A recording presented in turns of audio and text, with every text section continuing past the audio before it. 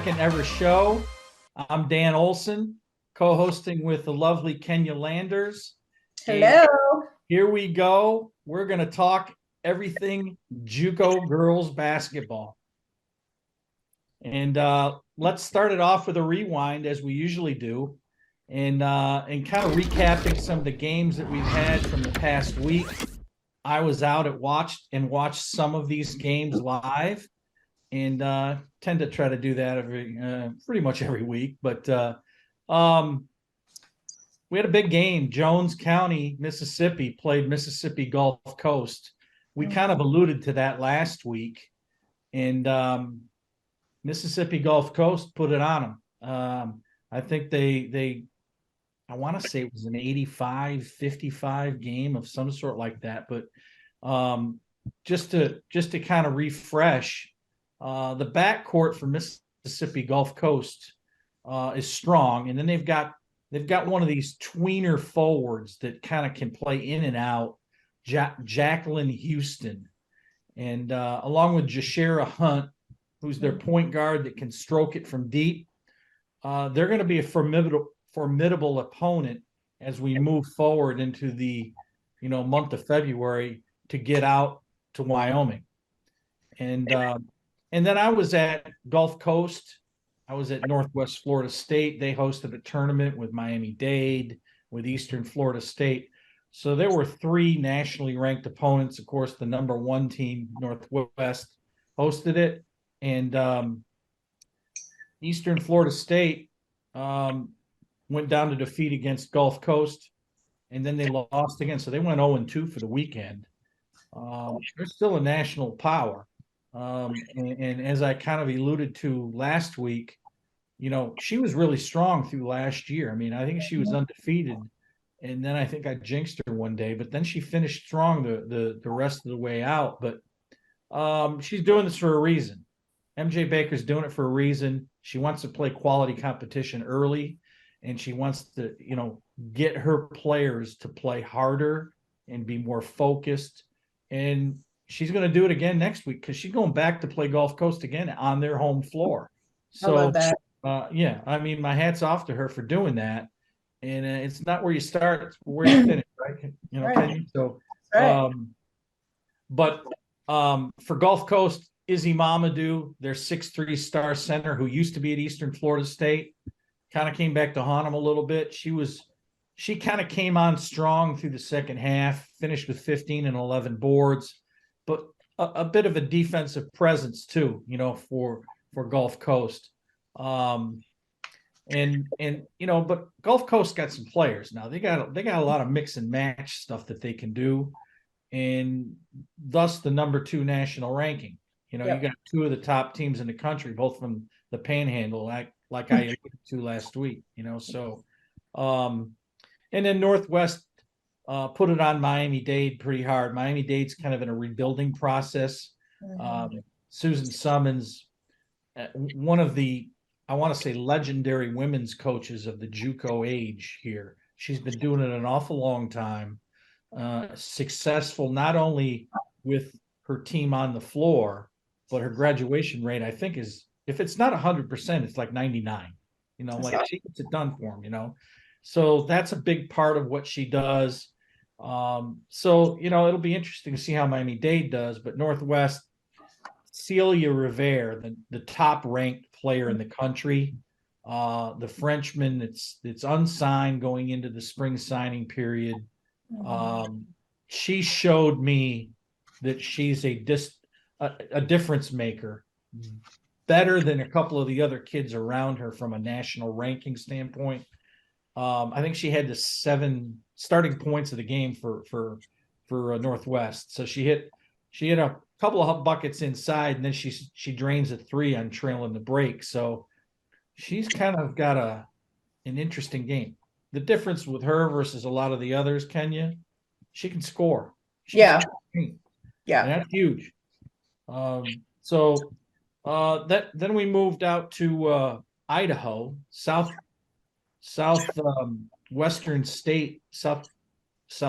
Florida State, excuse me, or Florida Southwestern. Let me get it right. Please get it right. They flew all the way to Southern Idaho to play games, and they went 0-2. They lost to a former national champion you would know, North Idaho, who has since gone to the Oregon Washington market in like Division 2, 3, or whatever they do there. They're not bad. I've seen them play in jamborees, but they beat Florida Southwestern, and then so did CSI. CSI, I mean, they're up there nationally in the top 5, I believe, and they've got a nice team. They've got pieces. They've got good guard play. They got size. They play hard. You know, they got all the makings of a really good team, like Randy Rogers has had for many, many years. You know, Question. So, yeah. Cochise took it on the chin against New Mexico. New Mexico, I mean, they're going to be there in the end. Yeah. Mexico's got a team. He's got players. Yep. And he's rolling right along. But Cochise, they lost their star guard, girl from Portugal named Patsy. Hurt her knee in a jamboree in October. And I know that's kind of thrown Misty Opat's team a little bit of a curveball, but you know, she's got enough talent there that she can make a way to figure it out, you know, but she's going to have to get past Eastern Arizona. No question. And that's the next team. Eastern beat South Plains by 10 the other day. And as I had alluded to again before, Eastern Arizona's got inside play. They got outside play. Yep. They got a dynamite little point guard that can hit the 3 with consistency. And then they've got an inside presence of a couple of players. So when the coach there, Angelica DePaula, when she substitutes, she doesn't miss much when she goes to her front court, you know, when substitutions occur. Yeah. And that's huge because there's a lot of people that don't have that luxury, you know. Yep. And then Northwest went and turned around the next day again. They played Eastern Florida State, beat them 70-45. They made a statement, you know. Yep. So as Bart Walker was saying last week, you know, that he's going to see how his team goes and moves on through the year. Well, they're doing pretty well. They're doing really well. Yeah, for sure. I made my way over to Marianna, Florida the other day too. I watched Chipola play. Did you? And, and they had a little tournament there in Pensacola. They played. I watched them play, and then also watched Shelton State. Shelton State went 0-2 for the weekend, so she's not happy, I'm sure, but at least she knows where she stands with her team. Got beat by Chipola the first night, got beat by Pensacola the second day. She got good guards. I mean, she's got some dynamite athletic guards, one of which signed with Troy. And, you know, she's going to figure it out at Shelton. You know, Madonna's one of the better coaches in the country in JUCO. And, you know, she'll make it work. Pensacola, they just seem to find a way. They've got a pretty good guard there, a girl named Adriana Benson. She's kind of a bouncy, wiry guard. Yep. Shoots it deep, handles through pressure. You know, she's starting to figure out her I guess you could say her value for Pensacola, of how invaluable she really is for them to be successful. So she's got to keep it rolling, you know, no days off for her. But I think that you know, Eastern Arizona, they've really kind of made a step forward. They beat Howard, Texas by a pretty substantial number, and then they snuck by Salt Lake by 2. But they've got a nice team, and you know, as we alluded to, I think before with Trinity Valley last week, trying to find their way, they got beat by McLennan, you know, by 20 or so, and I don't know when the last time that happened. It's been a while. It's been a long time. Yeah, I mean, I don't know how many teams beat Trinity Valley, period, in the state. You know, like in quite a while. You know, so. So Dan, you know, last week you and I talked a lot about how differently the polls are going to look this week. We had so many great games that were coming up. You know, the preseason poll is what it is. I don't know if you follow her on Twitter, but Coach McEwen at Mississippi, the University of Mississippi, had a fantastic tweet. Yolette had a fantastic tweet about her thoughts on preseason polls. Did you see that by chance? Did not. No, go She ahead. Tell me. talked about how you should not have a preseason poll until at least 2 weeks into the season. And she said of course, she understands why they do it. She understands that it's necessary, but there are so many things that happen in the first 2 weeks of the season. I mean, if we look at the the preseason poll from last week, I mean, we have 4 teams that are in that weren't even 4 or 5 teams that are in that weren't even ranked. Like you talked about, Pensacola shaking it up, Dodge City. They weren't even ranked. They're up to 11. We'll talk with Coach about that as well. Blinn College is now in. Chipola is now in. You were talking about their games. Barton County's not in, and then you got Temple College that's in 25. So then we talk about Trinity Valley was number 2. Well, they're down to 6. They lost some games, and then it's just so very interesting how this thing just shakes up. One of the things that jumped out to me big time is, who was it? Eastern Florida State College. They started in 3 and they're out.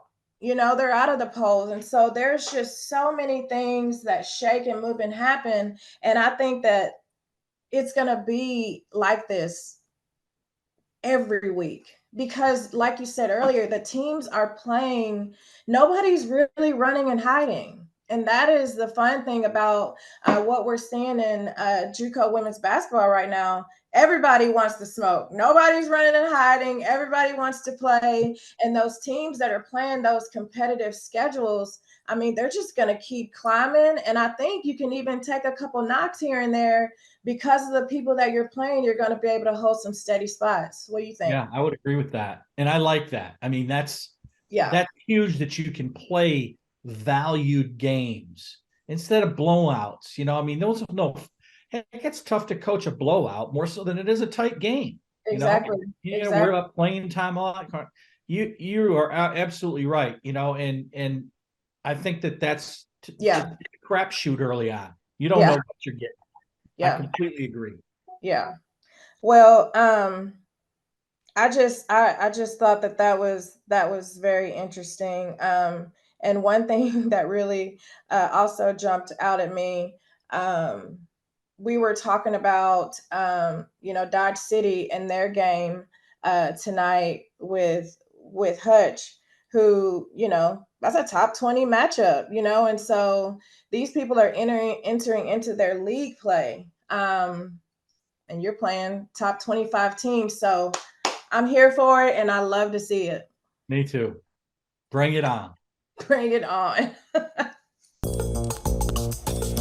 Intensity fuels these champion student athletes to greatness. Zurich Insurance is proud to be the official provider of student athlete insurance for the National Junior College Athletic Association. Throughout the highs, we cheer along to their screams of victory. Throughout the lows, we support them through their tears of defeat. Zurich Insurance, helping student athletes play the sport they love.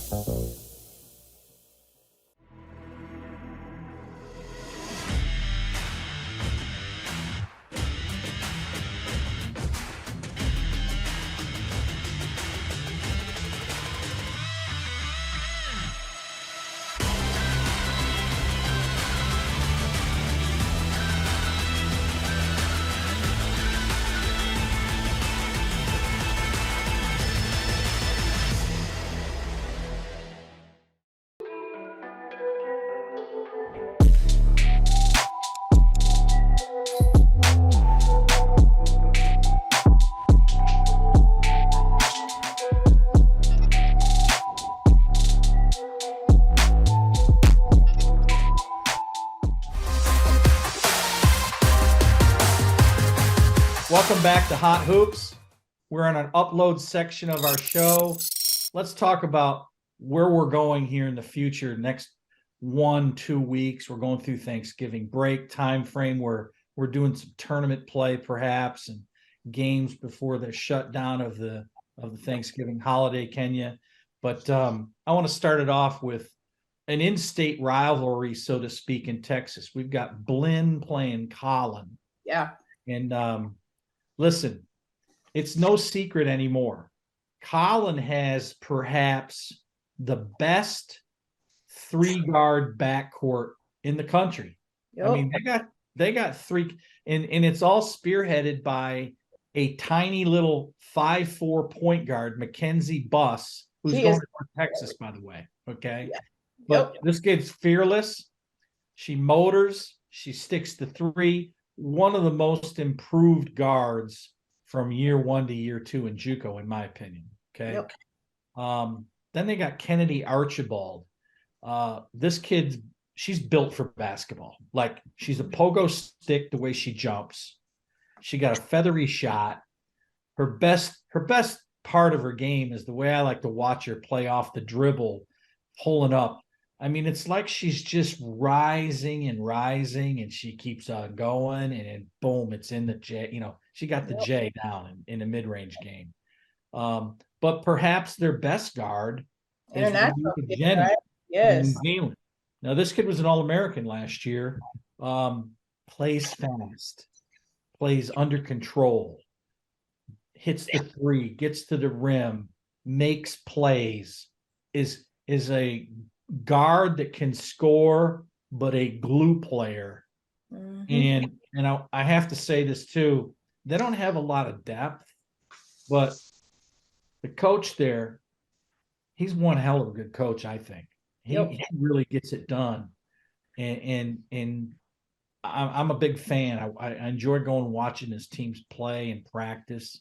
But that will be a good game because let's face it, Blinn has been a power the last couple of years, and they figure it out. They've always had a real big strength in guard play, you know. Yeah. And I'm sure that that's the same case now with Blinn. So Yeah. that'll be interesting. And I think it's at Blinn. And you know, Blinn was always one of my least favorite places to play or coach. They have one of the best environments for JUCO women's basketball. I mean, everybody is on top of you. Yep. Court Kind of looking down on you. Yeah, the court and the bleachers have about this much space. You have to stand on the line pretty much, even when you're taking the ball out of bounds. And their student body, they come, they bring it. They really do a good job of supporting. And it's just not an easy trip. It's not an easy trip to get to. And so they got a little bit of home court advantage before the game even starts. Yeah. I'm a fan. I would love to be at that game. I want to make sure I pay attention to that game. Yeah. But I think you're going to hear more about that 3-headed monster backcourt of Collin, because they're going to carry. However they go, that's how they'll go. Win or lose, it'll be dependent upon that backcourt, I think, for Coach Allen. You know, Collin signed a legit guard. She was in Crandall, Kennedy Holmes. She's now back. Her mom has gone back to Tenaha. She plays for her mom, and she is nice. So, I mean, I know that's way further in the head for season 2 of Hot Hoops, but she's a good guard that they signed, and she's going to be really good for them. I'll have to make note. You make notes, you write her down. Absolutely. Let's talk about the next game that's going to be interesting. All right. So the defending national champion in Division II, Community College of Baltimore, Essex, CCBC Essex, they're called. They're going to Angelina to play in a tournament because he wants to find good games, you know, and so he's not ducking anybody. Angelina will be a formidable opponent for him. And we're going to see what happens, you know, but CCBC Essex won the title last year. They were legit guard play too. Yeah. They have a couple of nice players, you know, and they're strong in their backcourt now too, you know. So And then they're going to play Tyler. So Tyler's in that tournament. So Tyler, 2 years removed from being national champions, and they're both in that tournament in Lufkin. And so we'll see the outcome of that as we move forward and see how they do. And then I alluded to earlier in our segment was that Eastern ain't ducking nobody. They're going back to Gulf Coast. They're going to go get them again. Let's do it. Why not? See what happens, and you learn from your mistakes, compete against the best, and there you have it, that's great. That's what it's all about right there for me, Seriously, because it's a no, this time of year, games like that, it's a no lose situation.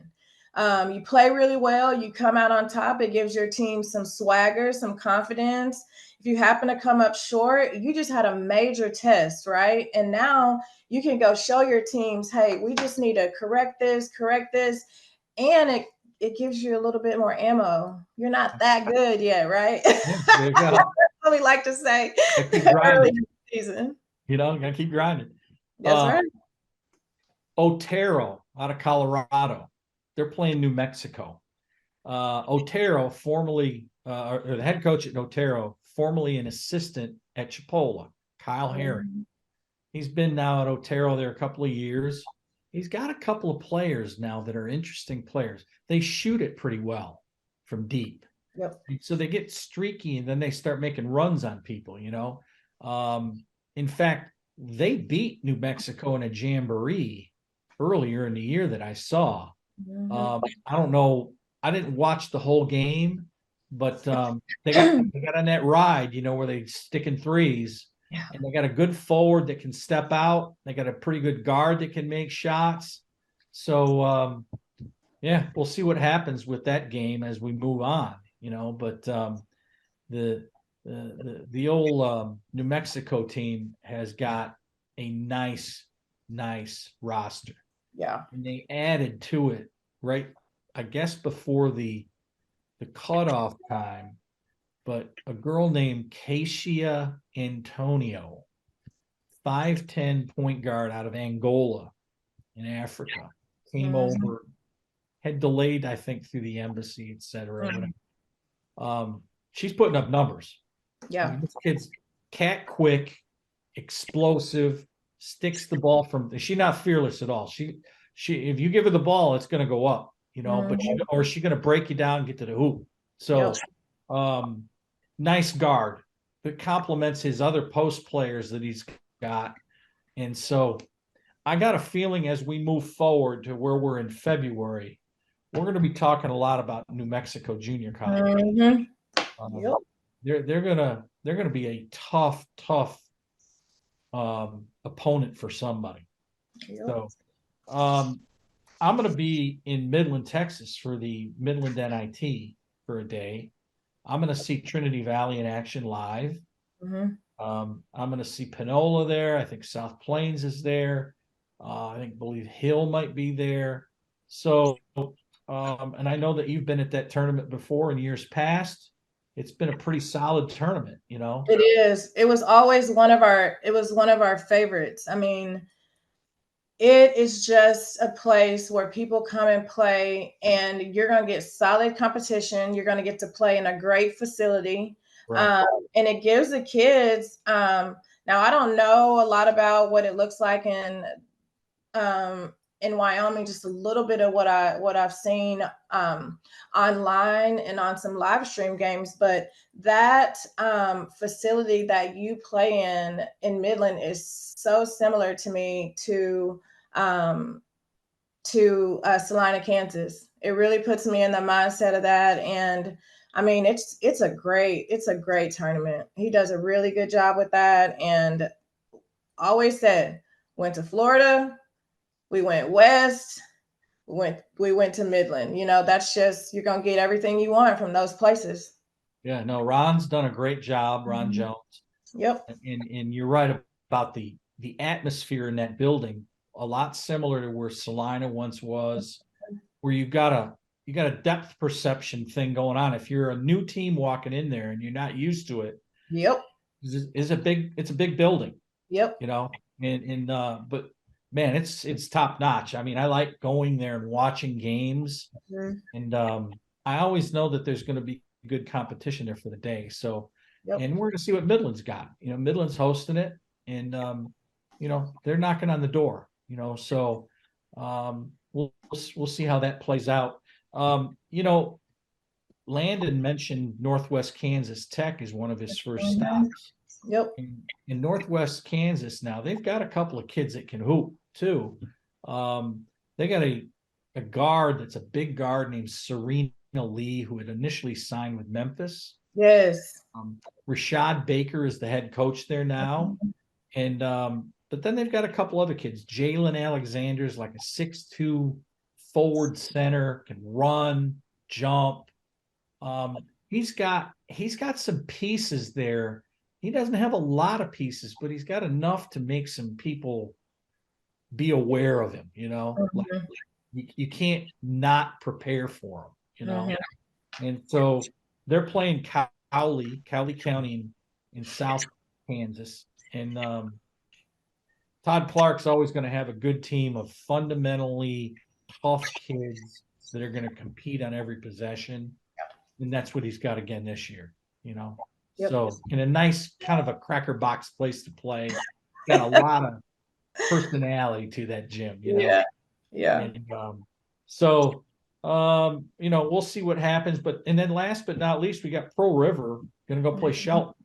Yep. So Shelton's got to bounce back from an 0-2 weekend, and there's no breather because Pearl's got guard play, they got some physical post play, but they're playing at Shelton, and this could be a precursor to a national tournament game in Wyoming.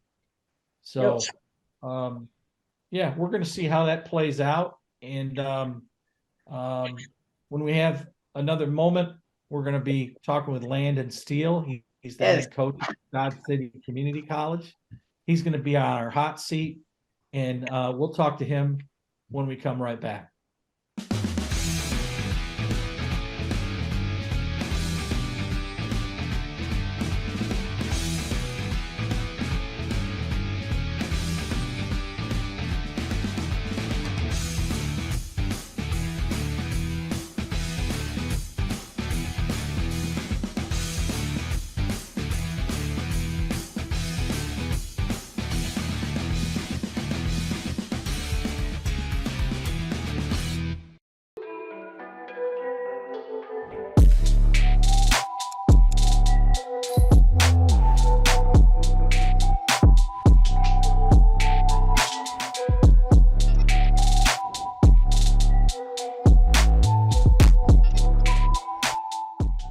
As the second largest intercollegiate athletic association in the country, the NJCAA serves not only a pivotal role in college athletics, but in higher education.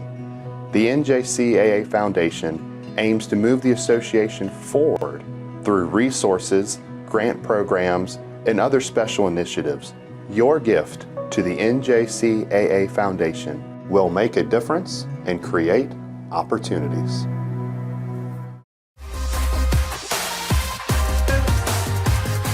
We are here with Landon Steele, the head coach at Dodge City Community College. He's our special guest for the week, and we're delighted to have you, Landon. And we want to talk to you.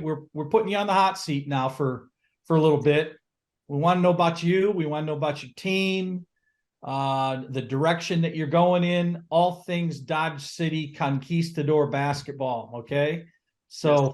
Fire when ready. You're 6-0, and how did you get to be 6-0? What's going on there with your team? Yeah, well, first of all, I appreciate you guys having me. I know you had Coach Walker from Northwest Florida on last week, and you know, I feel almost inadequate following the reigning defending national champion, and then you come out here to Western Kansas, and but I'm very, very humbled and honored to be with you guys today. If you would have told me that we would have got out of our 2 Texas trips at 6-0, you know, a month ago when you saw us in Lawrence, I would have laughed at you. You know, I think that we have a a very young team, but also very talented. And I say young, everybody's young in JUCO. Last year, my team was old, man. We were really old. We had a couple third-year kids. We had a bunch of sophomores that had already been through the league. Right.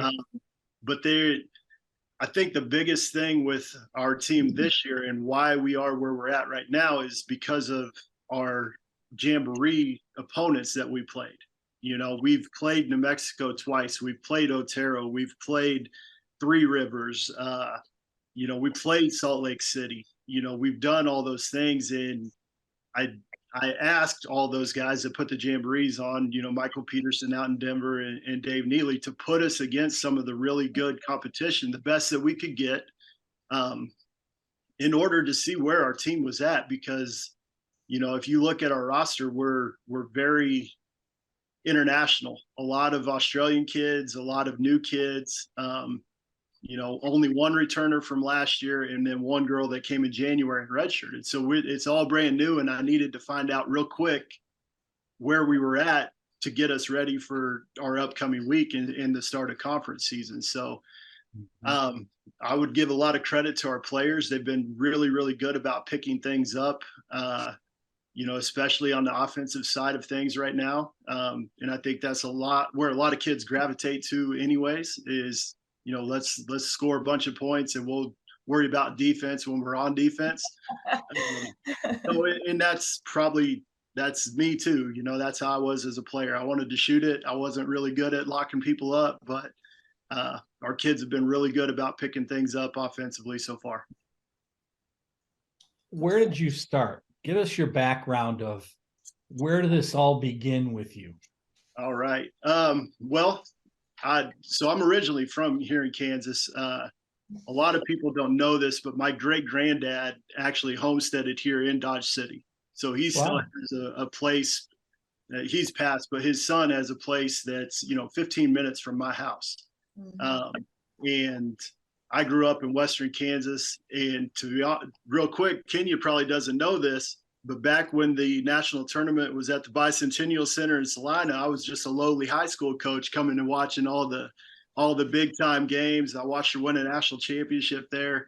Nice. You know, and just, Dan, a lot like you said on the show last week, like I grew up watching junior college basketball. Colby Community College is an hour from where I grew up. We used to go and watch them a lot. My dad used to bring me down to Garden City to watch the junior college football games. Played junior college for Kevin Muff up at Cloud County. Then went to Newman University and started coaching high school. And, you know, I coached 2 years on the boys side in high school, and then they convinced me to talk me into coaching the girls side, and the rest, they say, is history. So where was your first stint on the women's side? So Jace Hurl, who was a men's head coach up at Northwest Tech.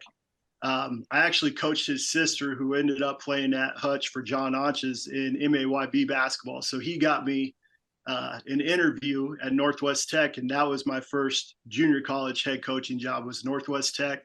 It was the third year of their program. You know, like all of us young coaches, when we're young, we don't know anything, but we think we know it all. I thought I thought it was going to be easy. Like, we're going to roll in there and just win games. It was not easy. You know, I took a lot of beatings that first year and tried to figure some stuff out. And we went from Northwest Tech to Lamar Community College in Colorado. And then Jace pops back in and hooks me up with Kayla Petrie down at South Plains. So I spent a year down at South Plains with Kayla. Moved back to Otero for 2 years, and then this is year 3 here at Dodge. Awesome. You're part of the Kayla Petrie tree. Yeah. Right? Absolutely. Can't beat it. I will tell you this. When I went down there, she opened my eyes to a different kind of player and a different style of just winning and working and making sure that we're doing everything on a national stage, right? Because I think that there are, as much as there's different levels, Division I, Division II, Division III junior colleges, there are different levels of programs. There are programs that are just trying to get kids. There's programs that are trying to win a game. There's trying to teams that are trying to win their league, and there's teams that are trying to win it all. And she was trying to win it all. And up until then, I was just trying to win a game, like just a single game every year. If we win one, we were on the right path, right? And she did a lot to really open my eyes to what it takes to compete on the national level. Yeah, no, she really had it rolling at South Plains. There's no question about it. What you got, Kenya? Now, Coach, okay. You have told us all about your path. You told us all these different places that you have been, but what you have failed to talk about is how much you have won and how many programs that you've been a part of that were great turnarounds. So, he talked about coaching in high school. Well, you don't tell us that you won a state championship in high school. Am I right or wrong? Right? Yeah. And then you talk about, when you began your career at Wallace County, well, you turned that around pretty quick too. You guys won a lot of games there that had not been won in program history. And then when you were a part of South Plains, you guys achieved a #1 ranking in the NJCAA on one of the polls. And then also, when you were at Lamar, you led a turnaround program, which included an increase of 7 wins from the year before. And then when you went to Northwest Kansas Tech, you had in their first 20-win season. Like you have done some great things. And I think that's why you're really good, because you probably don't talk about all the things and all the success because you're, like you said, you're hungry. But Kayla Petrie taught you a lot of things, and that's my girl and I love her, but she did not teach you, she did not teach you on how to try to win championships. I will say that. So question I have for you, you're a proven winner, right? You've gone everywhere. You've been successful. You've done great things. So what's the secret? Like, you have a knack for turning programs around. So, and changing the culture in different places. So, just talk about that and talk about your experiences, how those have been just so beneficial for you, because you've done some really amazing things in the game of basketball. Well, thank you. I think, well, I don't think, I know, like I don't win games because of just whatever secrets I have. Like there's no secrets, and you know this. Like, you got to work for everything you get, and people have got to help you along the way. Like you got to get lucky, and you got to land a kid that can go get you 19. Right. Be 19 and 12 would be a second team All-American. You got to get lucky with those kids at some of the other spots that I've been. There's even we play Hutch this weekend, and the state championship you talked about, John Aunches, after a game at Garden City Community College, gave me a press that they used that I took back to Wallace County and implemented with my team, and that's where we won a state championship. I love that. Yeah. So there's been a lot of that throughout my career, just people helping me from all over the place, giving me just giving you a lead on a player, like, hey, you need to check her out, or this is what we're doing offensively, this is how we teach this. And you take all that stuff, and I've got files all over this place of workouts here, offense here, the defense here, and you take as much as you can, and then you use what you really need within your program. Yeah. And all those people that help you along the way, and the players that come through your program, those wins may go on my record, but those kids win the games. Like I didn't make a bucket. I maybe called one out of bounds play that I get a fist pump in because that was a good call on me, right? Like, but the players win the games, and you got to have good players to win games. Right.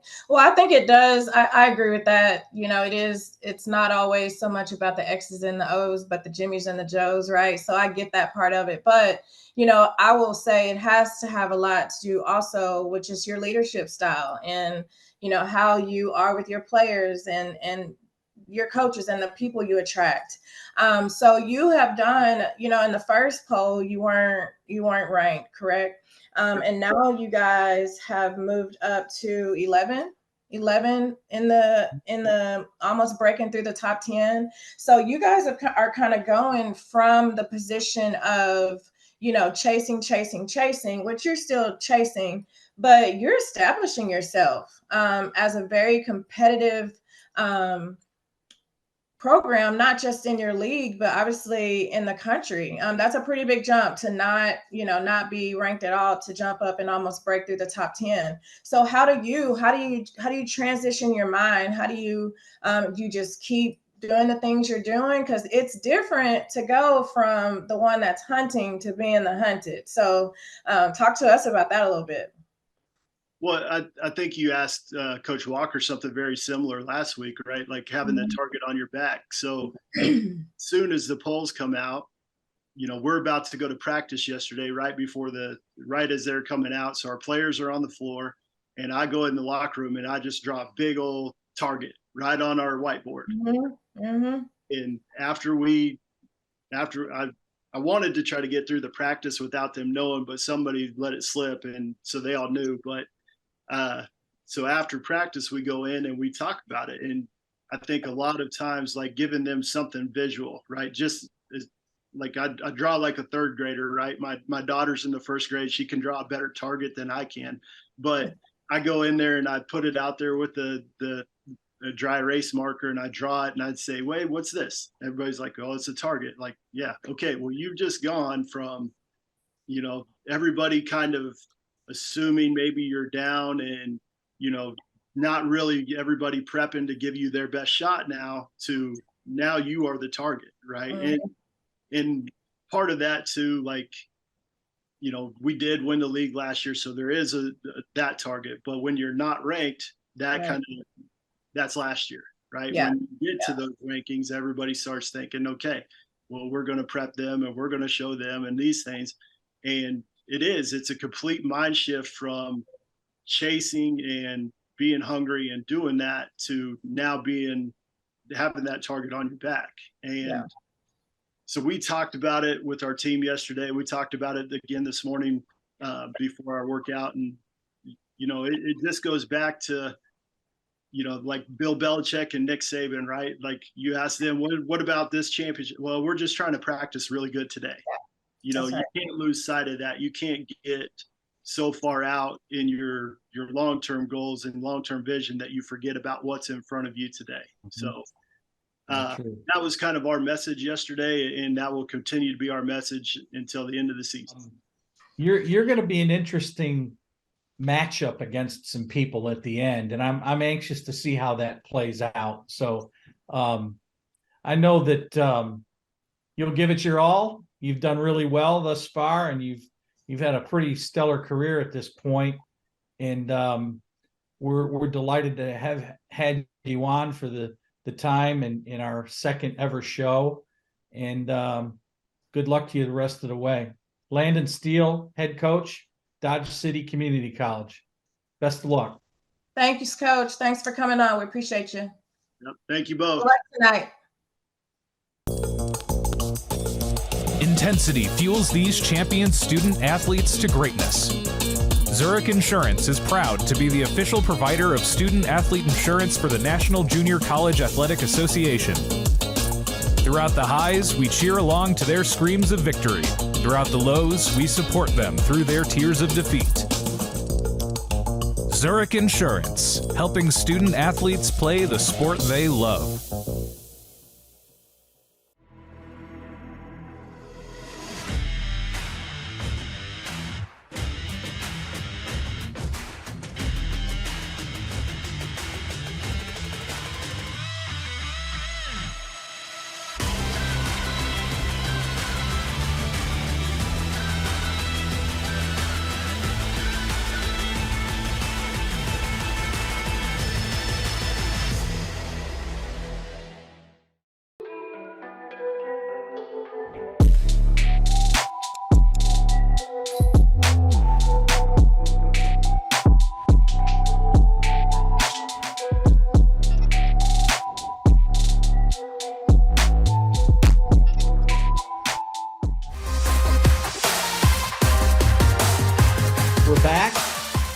NJCAA Hot Hoops.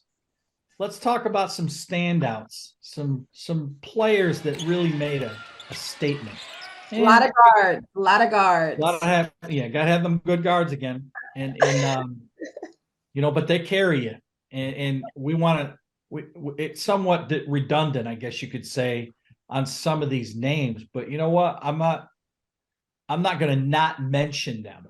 Right. Because they're putting up numbers, they're carrying their team, they're doing a great job. So, more power to them. Aaliyah Bartholomew got to be one of the better point guards in the country. She plays at Gulf Coast. Canadian kid, 5'7", shifty, explosive. She got that hezzy thing going, she just freezes you and locks you up. But she got a range on her J, but she's a distributor. She knows what to do and how to give it up to people and make that thing roll at Gulf Coast, So she had a good weekend when I watched her. I thought she played extremely well, and I'd seen her play before, but she kind of restated what I already knew, that she could hoop, Gulf Coast jumped from 6, I think, up to 2. Yeah. And she had a lot to do with that, man. She's really, really good. Yeah. Rory Kuhn's got a nice team, and he's got kids that can defend in pressure, but he's got players that are interchangeable, I think, a little bit. He doesn't have a lot of depth, but he's got enough, and interchangeable parts. So, and they tend to stick to 3 when they have to and make plays, So, but Jasmine Jones, Chipola, got a new coach at Chipola, John Markham, and he has let the green light go on Jasmine Jones. Okay. She's leading the country in scoring. This kid's got a jump shot now that's got range. Like, forget the 3-point line. It's behind that, And so green light special, Jasmine Jones. Like 27 points a game. Crazy. Yeah. Wow. In her second year at Chipola.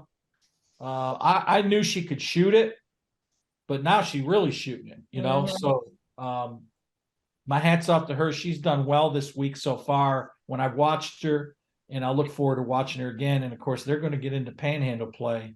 Yep. And those teams, they're going to probably try to key on her. So Coach Markham's got to come up with some ideas, and which I'm sure he will. Right. We'll see how Jasmine does in the future moving forward. I'm sure she will. And then again, Destiny McFall, like if you matched up the 2 better guards in the country, you got Northwest and Gulf Coast playing against each other during the year, regular season. You got 2 of the best guards going head to head. 3 times, right? 3 times. That's wild. Yeah.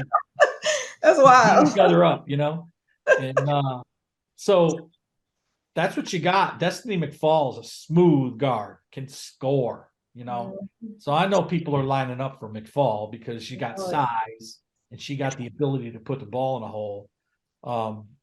Those are things you got to have at the next level, So those are just a few of the names that I saw over the past weekend that really were kind of exciting players, dominating players. And I'm sure that they'll continue to have success as they move forward. No question.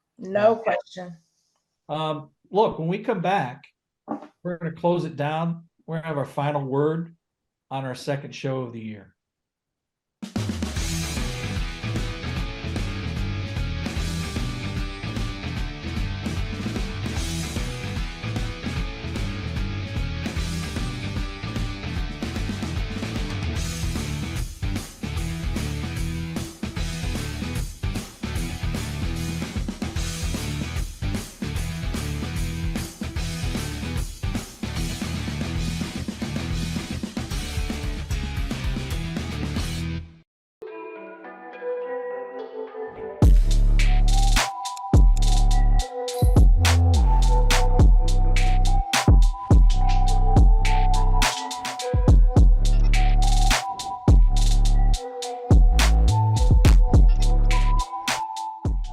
As the second largest intercollegiate athletic association in the country, the NJCAA serves not only a pivotal role in college athletics, but in higher education. The NJCAA Foundation aims to move the association forward through resources, grant programs, and other special initiatives. Your gift to the NJCAA Foundation will make a difference and create opportunities.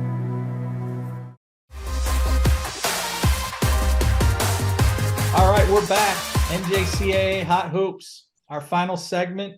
We're going to close out our closing words for this segment, and we just want to remind everybody, ESPN Plus is televising all the national tournament games for the NJCAA Division I National Tournament, Yes. which is held in Casper, Wyoming now for the first year, coming up in Casper. It's been in Lubbock before, Salina prior to that. But that'll be March 26th to April 1 in the Ford Wyoming Center in Casper, Wyoming. And I will certainly be there. And I'm anxious to be in Casper, Wyoming, in the state of Wyoming for the very first time, actually.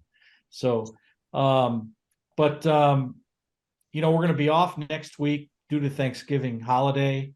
And then we'll kick it back in gear for our third forever show.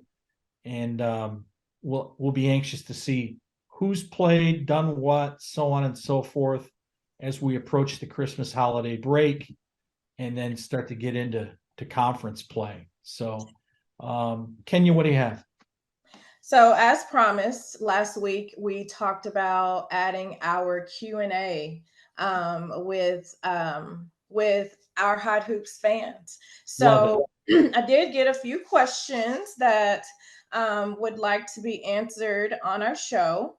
One of the questions was, who do we think has the best chance to upset Northwest Florida and stop them from going back to back? I think it's a little early for that, but that's a good question. Yeah, it could very well happen in their own state, Yeah. about 50 miles away, called Gulf Coast. Yep. That could happen. I'm not going to discount Eastern Florida State neither. You know, it's that little thing that they call chemistry as you move on through your season, you know, that's a vital component. And that would be, I guess, a couple of my choices would be one of those two. In order for them to get out, they got to get out first, you know, out of their own state, out of their own region. So, but I think maybe on a national scale, I'm not discounting the Valley. I'm just not. It's early. They've had injuries, and they know what it takes. And I just don't think you can. You gotta, when you start mentioning national titles and stuff, I just feel like they have to be in the conversation. Yeah. Well, the fact of the matter is, Precious Ivy makes them guard people. They defend you now. Yes, they do. And they get after it, you know. So, and that's the part of the game that everybody can't forget. I mean, you got to be able to guard people, you know. So, not an offensive thing all the time. That's right. But you know, CSI, they could be a formidable opponent too for Northwest, as would Eastern Arizona. There's some moving parts out there, you know. Hutch, you got our guy at Dodge City. You never know what's going to happen. South Plains, I mean, there's going to be a dark horse that comes along that we're not really thinking about right now that starts to put their pieces together at the right time. And February is that time. So, yeah, good question. That is a great question. All right. How has the NCAA portal helped or hurt the JUCO products? And I think this is a perfect question for you, the master. Well, I track the portal heavy duty. There's too many kids in the portal. And why is that happening? They're getting bad information to start with. Is that coming from parental pressure, club coach pressure? I don't know. You know, there's a number of reasons, you know, that people maybe aren't doing their homework well enough in order to fall into the right place, the right position. But having said that, it's happening. Okay. I think that the NJCAA, the teams in JUCO, this is a hotbed for them. If they can really exploit that, I got to think that there's at least well over 1,100, 1,200 kids a year that pop into that portal. There's got to be 400 of those kids that don't find their way. Yeah. You know, and they're out there looking for something, you know, whether that be NAI schools or just not playing anymore, I guess. But yeah, I mean, that would be one of those things that would have to be an absolute if you're recruiting for your team, is to monitor that portal. And you know, you're gonna get a player out of it somewhere that'll fit your needs for sure. You know? But yeah, it's that's an interesting dynamic that we've got going on now in our college basketball world, It among is. other sports as well. So, Right. Okay, and this is a good one. And I often, in my experiences, so the question is, why in every gym, in every conference in the NJCAA, is the women's basketball game first and the men play the prime time slot? I don't know. You tell me. What do you think? No, and so again, from my experiences, as a player and a coach, and we had great men's teams when I was playing and coaching at Trinity Valley. But we would have a packed house for a 5:30 game, and then you look at the halftime of the men's game, and it was maybe half the crowd. Wow. And yeah, and there's just different people have different levels of support. But I think you know I don't think it's right. I think women basketball, if you have, earned a certain level, a certain your program has climbed the ladder, I think those primetime slots should be shared. Whether it's on a Wednesday or a Saturday, however we do that weekday game, weekend game, I do think it's time to share those primetime slots, because there's a lot of people, a lot of women's basketball players that are competing at a very high level, and why not give them an Well opportunity? deserved, yeah. Yeah. I got two things to add to that. Mm-hmm. My very first Division I women's game that I ever attended was when I was coaching on the men's side. I went and watched